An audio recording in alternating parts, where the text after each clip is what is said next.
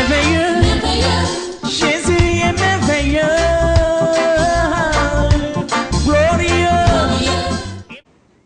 Bonjour, bonne arrivée à la sœur qui nous vient des Pays-Bas. Voilà, les Pays-Bas, depuis les Pays-Bas, Papa Florian a fait la prière et de grandes choses se sont passées. Oui. Voilà, vous avez tenu à venir témoigner de la grandeur de ce Dieu-là, le Dieu de Papa Florian qui fait des merveilles. Allons-y. Bon, je salue le chemin du ciel. Franchement, j'ai connu le Dieu de Papa Florian par l'intermédiaire de l'une de mes amies en 2012. 2012, pardon. 2012. Et donc, je suis venue, j'avais pris des éléments. Et quand j'avais pris, je ne croyais vraiment pas. Et en même temps que j'avais pris les éléments, en même temps, j'étais aussi allée chez un marabout. J'étais allée chez un marabout au nord. Au nord du pays. Au nord. Et donc, quand je suis partie, là-bas, j'ai payé près de 500 000, presque 1 million. Sur le marabout, hein? Oui. Et donc, je suis revenue. Je suis encore allée à Dabou. Il y avait un prêtre là-bas. Je suis allée dans un camp de prière. C'est-à-dire, j'ai réuni tous les trois en même temps. Parce que je voulais vraiment, j'ai dit non, je veux boum. Et donc, je vais chez le prêtre, je reste là-bas pendant combien de jours je prie. Et le dernier jour où je devais quitter, j'ai eu un mal au ventre vraiment intense qui m'a même paralysée. Et ils sont venus me chercher de justesse, je suis venue à Abidjan. Mais quand j'ai mis pied à Bruxelles, en même temps, je me suis levée pendant que je ne marchais pas. Et donc, quand je suis arrivée, au lieu de continuer les éléments que j'ai pris, je jouais toujours, puisque je suis partie, hein, mes trois forces, croyant que c'est ça. Et donc, je jouais avec les trois. Et quand je suis partie, pendant que je jouais avec les trois, le ciel m'est tombé là-dessus. Normalement, quand tu as les papiers aux Pays-Bas, on te donne 5 ans. Et donc, les 5 ans, quand ça finit, on te dit on te régularise. Mais pour moi, là, 5 ans n'est même pas encore arrivé.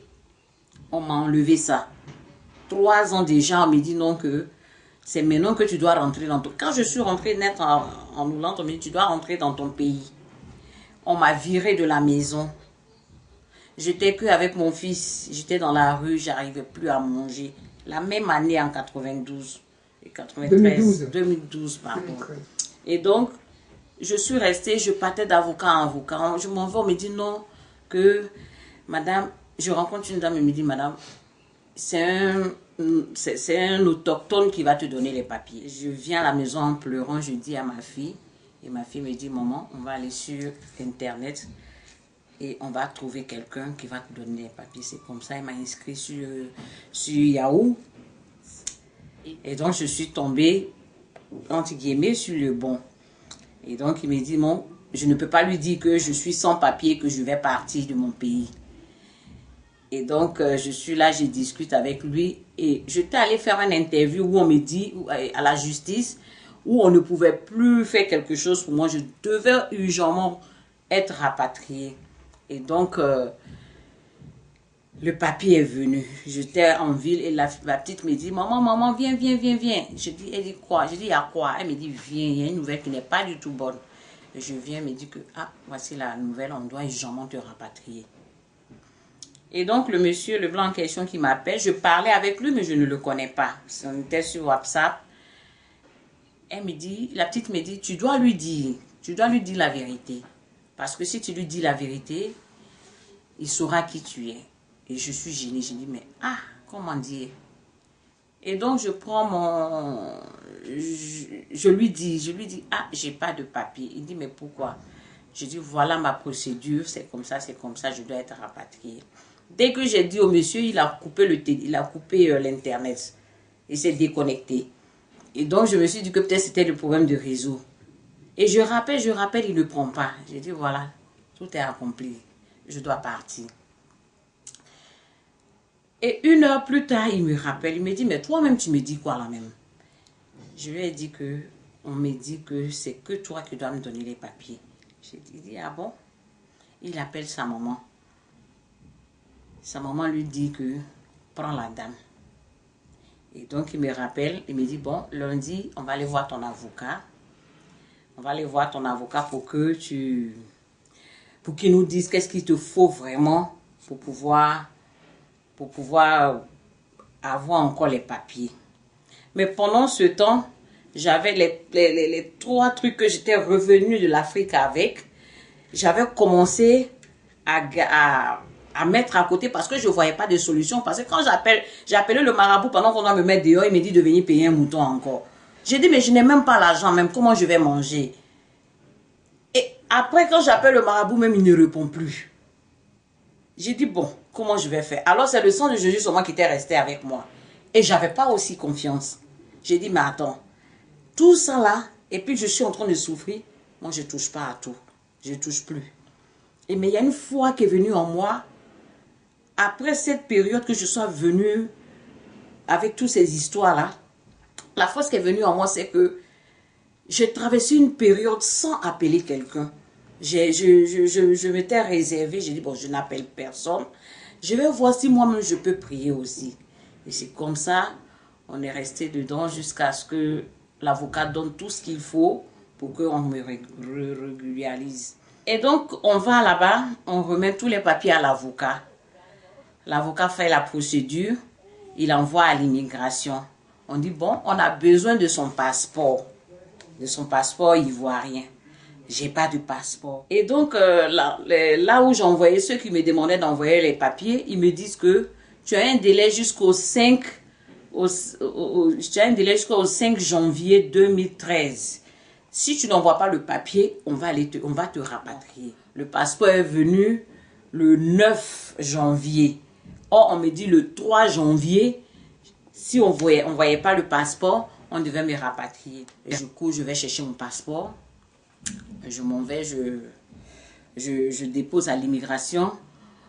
Et le 28 janvier 2014, on m'envoie une lettre. J'ai pas vu la lettre, c'est mon mari qui a vu. Il sort la lettre, il me dit, mais super. Je dis, quoi? Il me dit, tu as eu on t'a encore régularisé. J'ai dit, ben d'accord, c'est super. Et donc, l'immigration m'envoie encore un papier qui me dit, non, on t'a régularisé, mais il faut que tu te maries. En temps, j'étais avec mon ex qui m'avait donné un crédit de 20 000 euros. Et donc, quand je me suis mariée avec le monsieur, tout est sorti dans l'ordinateur. C'était que le monsieur qui devait payer l'argent. Et quand on paye le monsieur, on retire tout l'argent dedans. Le monsieur, déjà, même il était déjà fâché. Il dit, ah, ça c'est quel mariage je suis partie à avoir là. Je veux aider et puis j'ai trop de problèmes. Mais le mariage s'est passé. C'est ma fille qui a permis que j'ai ce monsieur. Mais après, il y a eu une haine entre ma fille et moi. J'ai pas compris, mais il y a quelque chose qui s'est passé. Quand mon mari lui parle, elle est tout le temps sur l'offensive. Tout le temps sur l'offensive. Mais elle ne vivait pas à nous. Elle vit en Belgique, elle étudie en Belgique. Et donc, on est resté là-dedans jusqu'à ce que, un jour, on part à chose, comment on appelle ça, on va en France. Elle dit, maman, je veux venir avec vous. J'ai dit, bon, on y va. Or, la petite avait son plan. Et donc, elle va rencontrer ses amis, tout ça. Et elle revient tard dans la nuit. Donc, elle est revenue. Or, là où on est, il n'y a pas de train, il n'y a pas de bus qui passe là-bas. On est dans l'usine même. Donc, du coup, si elle doit venir, il faut forcément qu'on aille la chercher. Elle appelle, elle dit qu'on a qu'à aller la chercher. J'ai dit, non, on n'ira pas te chercher parce que quand tu n'es pas, tu n'écoutes pas. Et donc, elle est venue. Elle est venue, je lui ai demandé, mais tu es quitté où? Elle était sur son portable comme ça. Elle était sur son portable. Elle ne me répond pas. J'ai dit, mais pourquoi tu ne me réponds pas? Et donc, je lui ai donné une claque. Donc, la claque que je lui ai donnée a créé un problème. La petite s'est levée. Elle s'est battue avec moi comme on se bat avec son ami. Et mon mari lui dit, pourquoi tu fais ça? Elle me dit non que... elle me dit qu'elle s'en fout. Et donc, on prend nos bagages, on s'en va. Mais quand elle s'est battue avec moi, je suis tombée et donc j'ai eu un problème de pied. J'étais paralysée. Et donc, je rentre aux Pays-Bas. Toute ma famille l'appelle. Elle dit, je m'en fous. Ce qu'elle a cherché, elle a trouvé. Et donc, je suis là encore, le papa Florian que j'avais oublié me revient encore en tête. Pour me dire, mais tu as quelqu'un que tu avais pris un jour là. Mais pourquoi tu ne retournes pas vers lui? J'ai dit, mais comment retourner encore vers lui? Je t'ai dit que je suis allée au nord, j'ai tout payé là-bas. J'ai rien eu, je vais encore aller là-bas. Je ne peux pas partir. Mais la voix me revenait tout le temps. Et je me lève, j'allume, je prends l'ordinateur. Je voulais mettre une chanson quand même pour être heureuse.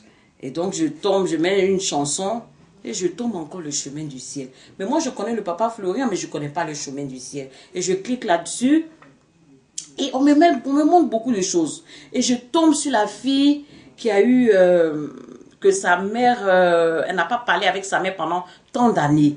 Et je commence à couler des larmes. J'ai dit, mais ça c'est mon histoire ça. Et donc je dis, je vais encore voir parce que je pense que ça là c'est un peu le mensonge.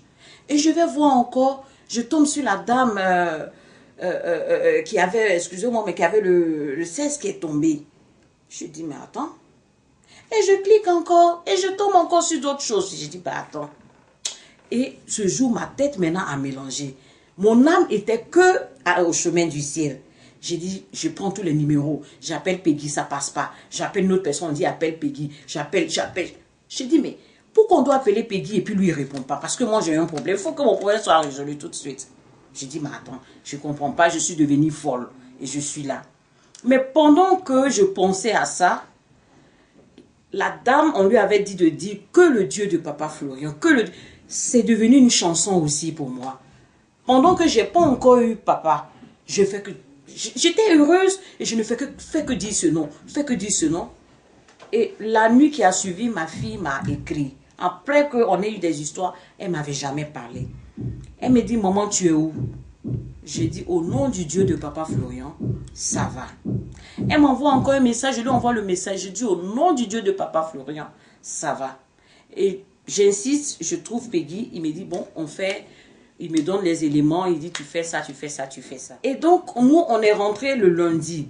Le mardi, je dors, j'ai pas encore vu Papa Florian, mais je dors, je vois mon mari et moi et ma fille, on va chez le père de ma fille.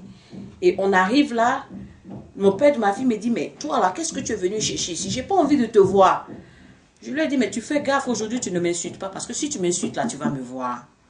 Et le monsieur, il est rentré dans sa chambre, il est venu avec une culotte, avec une photo, il a couvert ça comme ça, et ma photo était au milieu, et il y avait un gris-gris là-dedans. Et donc, quand il venait, je dis, aujourd'hui, là, je vais te frapper. Et donc, quand je venais vers lui, il se retirait. Je venais vers lui, il se retirait. Donc, quand j'ai eu la force de venir vers lui et je l'ai botté, il est tombé. J'ai retrouvé ma photo sur le sol et lui, il a disparu. Et j'ai pris la photo, je suis allée dans la cuisine, j'ai montré à mon mari. Mon mari a ouvert, c'était ma photo qu'il avait fermée en deux et il y avait un gris-gris dedans. Et donc, mon mari dit, on va brûler ça. J'ai dit, non, on ne brûle pas. Il dit, non, ça là, on brûle. J'ai dit, mais toi, tu es un blanc, toi, on brûle quoi? Qu'est-ce que tu connais de la... Il dit, je brûle. Et il a mis dans le feu. Et ma fille qui est devenue vraiment dure avec moi. Maman, qu'est-ce que tu crois? Hein? Tu crois que tu peux... Qu'est-ce que tu peux contre ce monsieur-là? Ce que tu cherches là, tu vas trouver. Et je sors, je trouve le monde au dehors qui me dit, mais toi, tu as le courage de brûler ce que le monsieur là t'as fait là. Tu as le courage de le... J'ai dit, moi, j'ai un Dieu. Mon Dieu que je prie là, il n'est pas un Dieu mort. Il est un Dieu vivant. Tout est accompli. J'ai dit, il dit, ah bon? J'ai dit oui.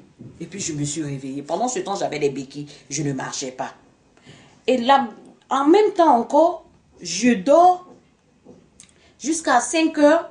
Une voix me dit, tu vas te lever aujourd'hui, tu vas laisser les béquilles. Et quand tu vas laisser les béquilles, tu vas prendre ton fils, tu vas l'amener à l'école.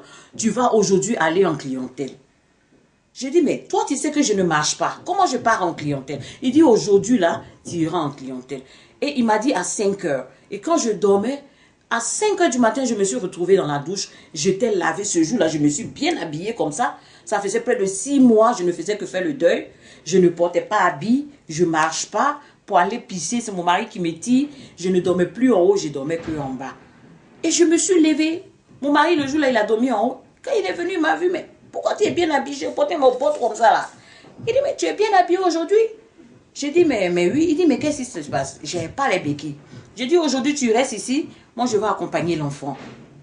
Et j'accompagne l'enfant. Je viens à la maison, une fois, il me dit, je te dis que les béquilles ne doivent pas rester ici. J'ai dit à mon mari, prends aujourd'hui les béquilles, la ramène ça là-bas. Il dit, mais qu'est-ce que tu crois? Tu crois que tu es guéri? J'ai dit, je suis guéri, il ramène les béquilles. Et donc, il ramène les béquilles. Le lendemain, je vais en clientèle, sans lui et seul. Je quitte à la maison à 6 h du matin. Je rentre à minuit. Il rentre, il ne m'a pas encore trouvé. Il dit, mais attends, toi, qu'est-ce que tu es malade, non? J'ai dit, oui. Il dit, mais comment tu as fait? Je dis, regarde ce que j'ai fait là. Je suis guéri. Et c'est comme ça, je me suis levée. Et ça, c'est la semaine où papa devait prier le dimanche. Parce que toute la semaine, je ne dormais pas. Et dans la nuit, le Dieu de papa Florian. Le Dieu de papa Florian. C'était que ma chanson jusqu'à 5 h. Et papa prie le dimanche. Le dimanche, il prie, j'asfèche dans la maison. Le lundi, la petite qui m'appelle, maman, ça va, qu'est-ce que tu as? J'ai dit, non, j'ai rien, mais ça va. Et ton pied, ça va? Après tant d'années tant de mois qu'elle ne m'avait pas demandé, qu'elle ne se souciait même pas de moi.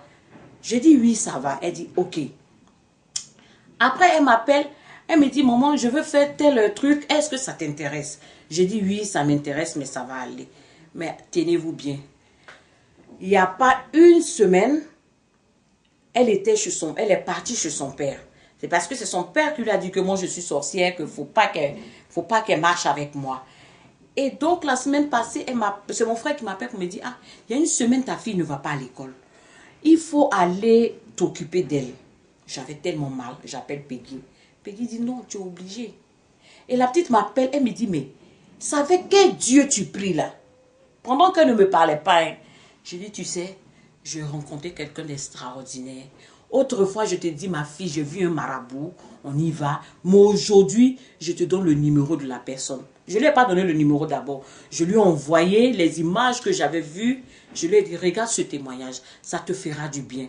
Et elle regarde le témoignage, elle appelle Peggy. Peggy lui dit les éléments. Elle ne fait pas les éléments, elle n'asvège pas dans la maison. Pendant qu'elle ne me parle pas, hein, et moi aussi je suis réticente. Et je regarde toujours l'internet, on me dit que il ne faut pas être en colère. J'ai dit, bon d'accord, je ne vais pas être en colère. Et je reste comme ça. Elle me rappelle pour me dire, maman, je veux habiter chez toi. Je vais venir chez toi pour aller à l'école. Pendant qu'elle ne voulait plus jamais entendre parler de moi. Après que j'ai prié avec papa. Et je lui dis, je ne veux pas que Axel, tu restes chez ton père là-bas. Et donc, on reste là. Et elle me ramène encore un message. Elle me dit, maman, j'ai appelé le Dieu de papa Florian. Il m'a dit de faire des sacrifices, c'est-à-dire l'eau et puis asphéger. Mais je n'ai pas un rond pour payer l'eau. J'ai dit, bon d'accord. Regarde, cherche un euro et va payer l'eau. Mais si tu payes l'eau, il faut savoir que chez toi, là, le feu va venir là-bas. Elle dit, tu es sûr? J'ai dit, moi, j'ai foi. Moi, je l'ai expérimenté. Et je te parle avec la foi. Pendant qu'on est au téléphone, je lui dis, asphège. Elle a asphégé en haut jusqu'en bas. Elle a asphégé ça un jeudi, mercredi et jeudi, vendredi, samedi, dimanche. Lundi, son papa n'était pas là. Quand son papa a ouvert la porte, c'était que le feu qui était dans la maison. Le feu, le monsieur a monté, il lui a dit, tu m'emmerdes, tu me gênes. Je n'ai plus de souffle dans ma maison. Tu sors de ma maison maintenant. Mais il sait que la petite en histoire avec moi et qu'elle ne peut pas rentrer chez moi. Et il chasse encore la petite, mais elle va partir où? Et il prend ses bagages, il met devant la porte. Et la petite m'appelle. Maman, tu m'avais dit que voilà, je suis maintenant devant la porte. Et moi, j'ai commencé à rigoler. J'ai dit, mon Dieu, là, tu ne le connais pas. Et donc, je lui dis, tu me retrouves, parce qu'elle habite à 3 heures de moi. Je lui dis, tu me retrouves. Elle est venue, j'avais que les larmes dans les yeux. Elle est restée. Elle me dit, maman, je veux faire telle formation. Tout le temps, à cause de cet enfant-là, je dépense tellement. Elle va dans l'école que les ministres ici ne peuvent pas amener leur enfant là-bas. Mais elle est tout le temps là-bas juste pour me soutirer des sous. Et quand elle est venue, elle me dit, je veux faire maintenant hôtesse de l'air. Et hôtesse de l'air, on doit payer 12 000 €. Et elle doit finir en 1 an. Je lui ai dit, mais où est l'argent? On va, elle s'inscrit. Elle doit faire le test. Pour qu'on voit si elle est compétente ou pas. Elle va faire le test. Elle dit, maman, j'ai peur. Je dis, mets le sang de Jésus dans ton sac et vas-y avec le sang de Jésus. J'ai foi que tu vas revenir ici avec la victoire. Elle s'en va, elle passe le test, elle fait 3 fautes. 3 fautes là, on ne devait pas la prendre. Elles sont 10. Elle était la seule noire. 3 fautes là, c'était trop. Et on l'appelle, on lui dit que tu as fait 3 fautes, non? Mais on va te prendre quand même. J'ai dit Amen. Et on la prend, mais il faut payer les 12 000 euros. Où avoir l'argent pour payer les 12 000 euros? Et il faut mettre 500 euros d'abord avant qu'on on l'accepte. Elle me dit, maman, comment on va faire? J'ai dit, on appelle une organisation. Elle écrit à une organisation. L'organisation dit, pendant ce temps, je faisais mon lait. Et j'avais confiance. Et elle me dit, maman, elle écrit l'organisation. L'organisation dit, on te donne 850 euros pour aller à l'école. Il reste encore 250 euros. Qui va payer le reste? J'ai dit, bon, on écrit encore une autre organisation. Elle appelle encore, elle écrit tout ça là. Pendant ce temps, je suis dans mon secret avec mon lait. Je ne lâche pas. Et elle ne croit pas, mais moi je ne lâche pas. Je dis, appelle tes personnes, écris, ça va aller. Elle dit, mais maman, quand je dis, écris. Elle écrit. On lui envoie une réponse. On lui dit que on te paye encore les 250 euros pendant que, comme tu n'es pas à la maison chez ton père et que tu es chez ta mère avec ton beau-père, on te paye les 250 euros. Donc, du coup, elle a 1000 euros maintenant pour payer son école de steward. Donc, ça veut dire que pendant que on s'est séparés, pendant que il y a eu beaucoup de choses jusqu'à maintenant, il a trop fait, Dieu a trop fait pour moi. C'est pour ça que je voulais rendre ce témoignage. Je suis tellement contente. En tout cas, il y a eu beaucoup de... Donc, j'ai dit, bon, j'arrive ici à Abidjan pour voir le Dieu de Papa Florent, pour lui dire que tout est accompli.